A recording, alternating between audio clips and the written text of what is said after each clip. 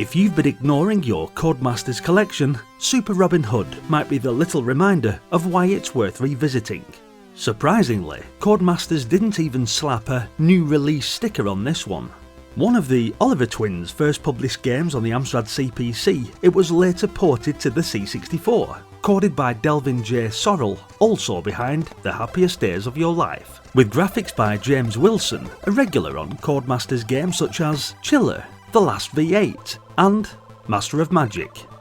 In this variation of a Robin Hood game, you step into the boots of the legendary outlaw, tasked with rescuing Maid Marian from the clutches of the nefarious Sheriff of Nottingham.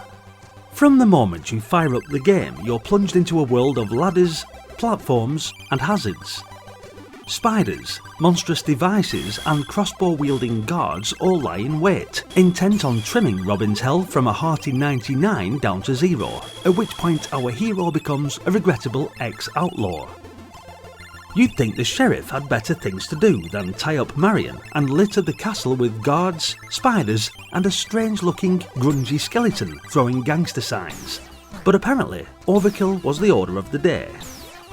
The castle is scattered with health-restoring tablets, keys to operate lifts, and red hearts that must be collected before you can finally reach the East Tower and win back Marian.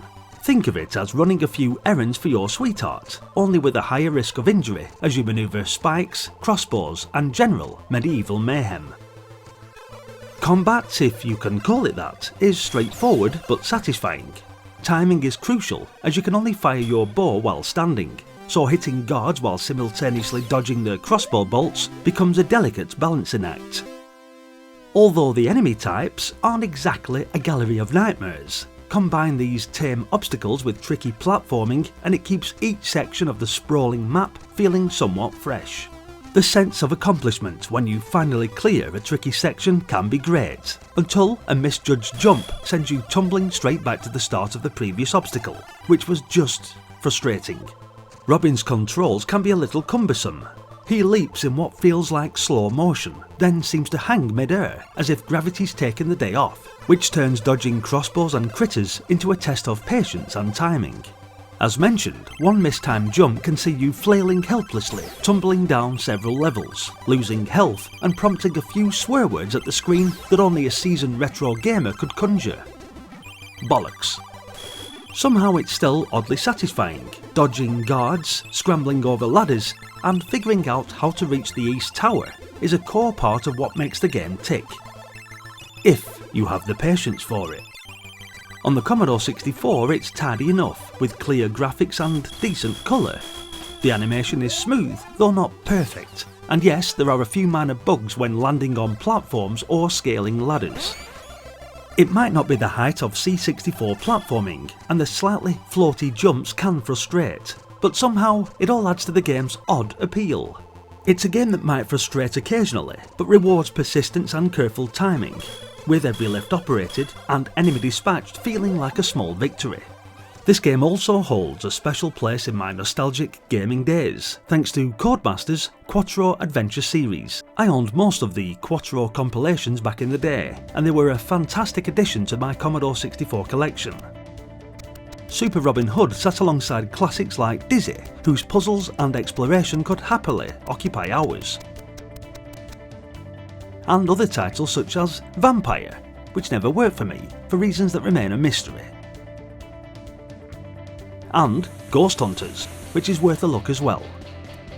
I'm determined to play through all of them eventually, and for anyone curious you can check out the Codemasters playlist for more on those individual titles.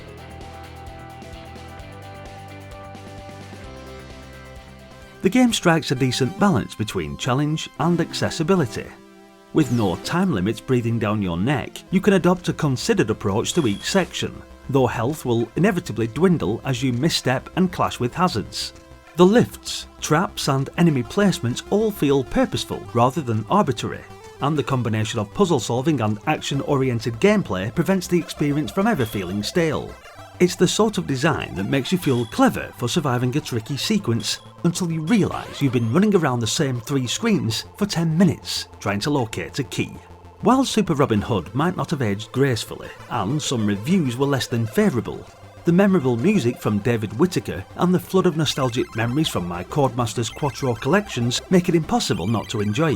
Some of the hazards, giant spiders and a skeleton throwing gangster signs may be questionable choices, and the platforming can test your patience, but the core adventure is still engaging.